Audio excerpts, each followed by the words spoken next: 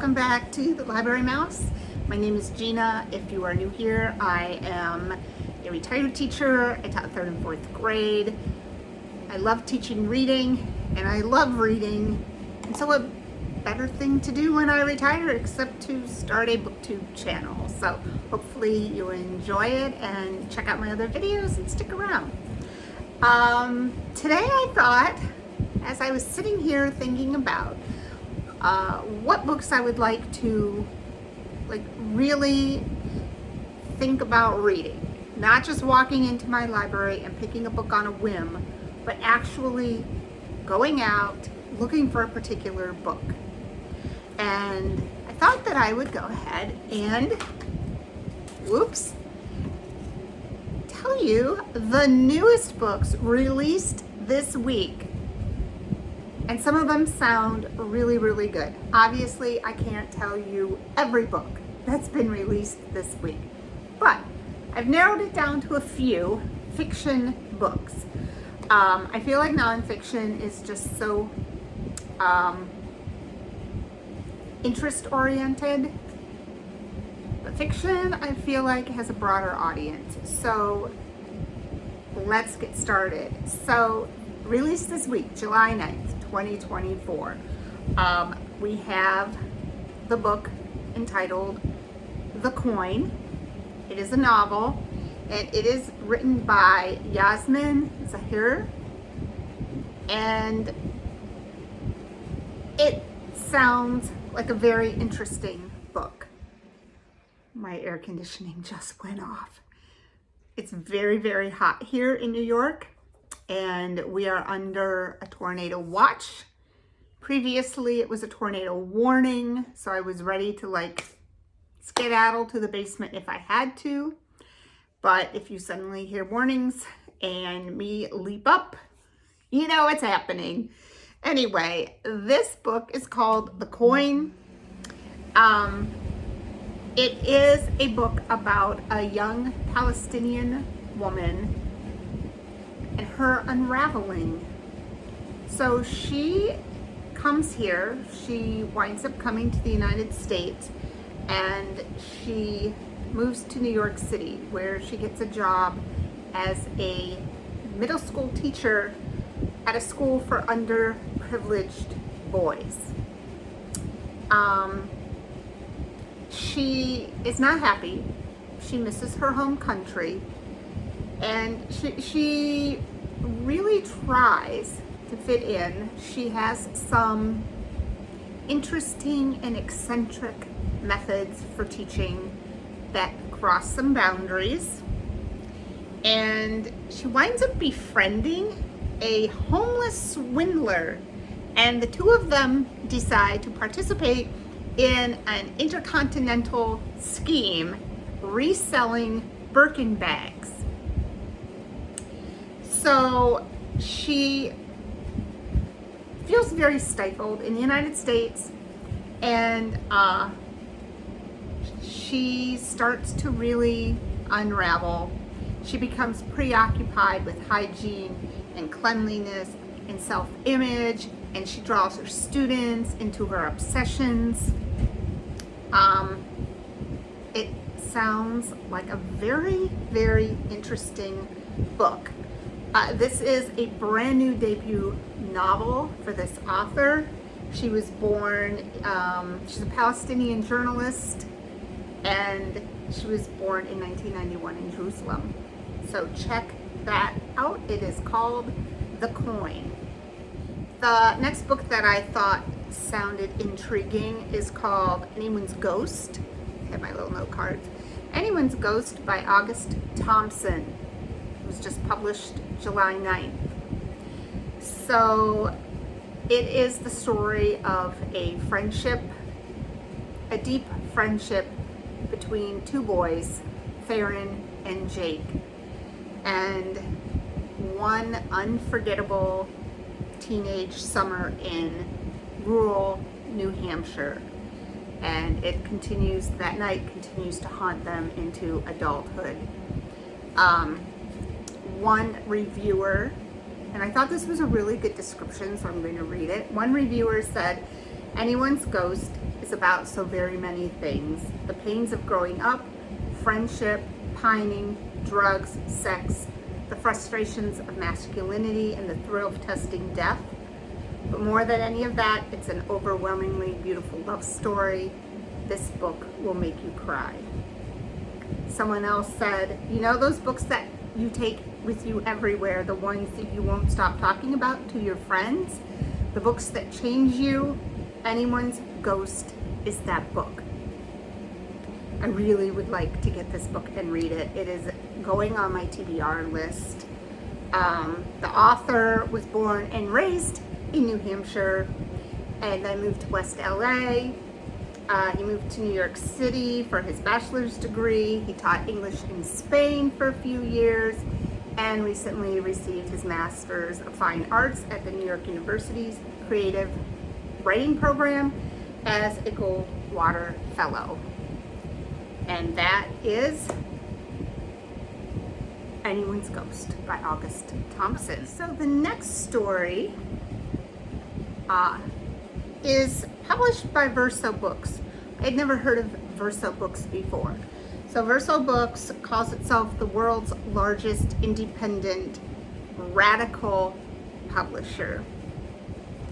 And the name of this book that came out this week is The Last Sane Woman by Hannah Riegel. So it's a debut novel about friendship and failure. So the main character is named Nicola. She is employed in London. She's not really happy with her job. And she begins to spend her hours at a small underfunded archive dedicated to women's arts. And there she discovers a correspondence that started in 1976. And it spans a dozen years. And it's written from one woman. She was a ceramics graduate, very much like Nicola, to a friend living a totally different kind of life. And so Nicola feels quite an affinity with this person who's writing the correspondence, but then it gradually turns into an obsession with this woman. And she abandons her job to make time for being in this archive, reading this correspondence, and she discovers that there's a lot of coincidences. It's becoming very strange, and she gets this feeling of dread, like where's all of this going? So I think it does sound intriguing. I've never knowingly read anything published by Verso Books. They were originally nonfiction, and they've kind of started their own fiction line. So Hannah Riegel, new author. She was born in Nottingham. She lives in London. She was the co-editor of a feminist art journal called Salt, and she has 2 published collections of poetry, When I Was Alive and Oliver Reed, if you want to check her out. Okay, the next book, it's speculative fiction. It is called This Great Hemisphere. It's a novel by Matteo Carriecar. I did look up how to pronounce his name. I actually watched a bit of an interview with him. So basically, this book is about Sweet Mint. She was born an invisible by birth, which kind of made her a second-class citizen where she was born. She's done everything right her entire life. School, university, she's an apprentice with the Northwestern Hemisphere's premier inventor, a non-invisible man belonging to the dominant population, but her brother disappears.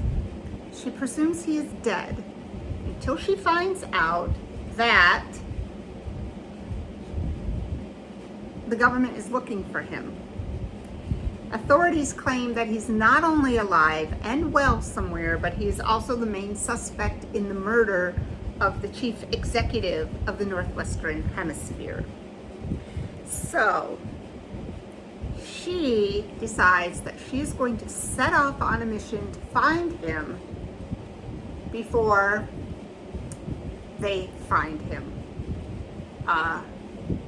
There's 5 days until the Hemisphere's big election, and she must dodge a relentless law officer who is determined to maintain order, and an ambitious politician with sights set on becoming the next chief executive by any means necessary. It's a novel that illustrates the degree to which reality can be shaped by non-truths and vicious manipulations, while shining a light on our ability to surprise ourselves when we stop giving in to the narrative others have written for us. Sounds like a really good book, and I think it sounds like she would be an awesome character. The author is, he lives in New York City. His first novel, Black Buck, was a take on racism in corporate America. He was chosen by Entertainment Weekly as one of 10 rising stars to make waves. And he was named a recipient of the National Book Foundation's 5 Under 35 prize. So he lives in Brooklyn, and you can follow him on Instagram at Ask Mateo. The next book being published and released this week that you might want to check out is the book called State of Paradise by Laura Vandenberg. It is an indie next bookseller recommendation. So basically, a ghostwriter for a famous author, she and her husband returned to her mother's house in Florida, where she grew up. And she begins to think about, memories, what happened in that house. Her sister lives next door, and she spends a lot of time using this virtual reality device called Mind's Eye. So it was given to them by the town. Everyone in town got this virtual reality device given to them by Electra, which is a tech company in South Florida, to kind of keep them out of the doldrums due to a recent pandemic there. But something is off in the town, and it has to do with the posters of missing citizens that are posted all over. So during the violent rainstorm, the writer's sister goes missing and then shows up on the lawn a few days later talking about another dimension. So the writer then decides she's going to do her own investigation, find out what's going on, and see if there's a connection between the missing people and Electra, the tech company, the famous author, and even reality. So it sounds like it would be a very interesting book. So Laura Vandenberg is the author of some story collections called What the World Will Look Like When All the Water Leaves Us, The Isle of Youth, and I Had a Wolf by the Ears. It was named one of the 10 best fiction books of 2020. She's also written the novels Find Me and The Third Hotel. And The Third Hotel was named the best book of 2018 by more than a dozen publications. I have never heard of that book before. That should be another book on the TBR. She's a recipient of the Guggenheim Fellowship, a bunch of different awards, the Bard Fiction Prize, the O. Henry Award, a MacDowell Colony Fellowship, and a 2-time finalist for the Frank O'Connor International Short Story Award. Very award-winning writer, Laura Vandenberg, and I have never read anything that she has written, so I think I should. So if you would like to check out that new book, It is The State of Paradise. Kind of highlight today is not fiction. It is a memoir, but I'm including it just because it already has so many accolades. The book is called Carriecar Coco, and it is written by Sarah Gerard. Let me see if I can see who publishes this. It is published by Zando.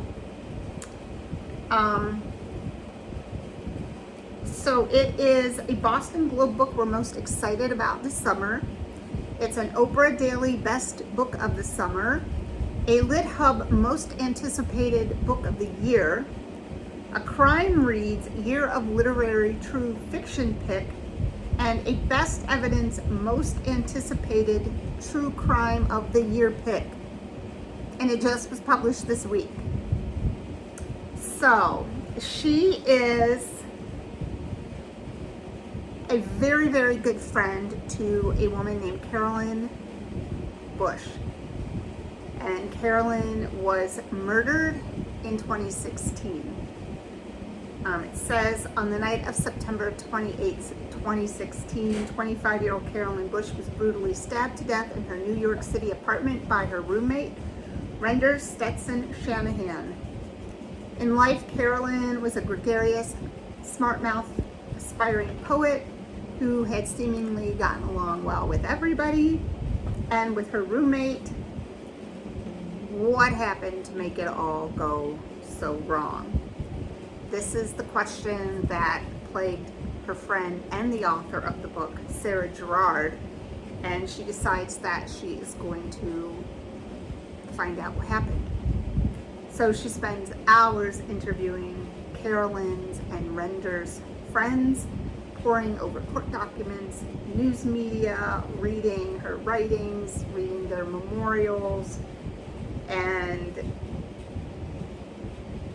she decides what emerged from Sarah's relentless instinct to follow a story and its characters to the darkest ends is a book that is at once a striking homage to Carolyn's life, a chilling excavation of a brutal crime, and a captivating why-done-it with a shocking conclusion. I do not usually enjoy true crime at all. Sometimes, every once in a while, a story will intrigue me. This sounds like it would be a really good book.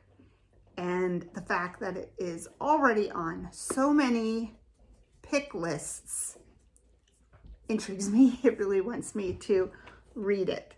So Sarah Gerard, she has written an essay collection called The Sunshine State, a novella, Binary Star. She's a finalist for the Los Angeles Times First Fiction Prize.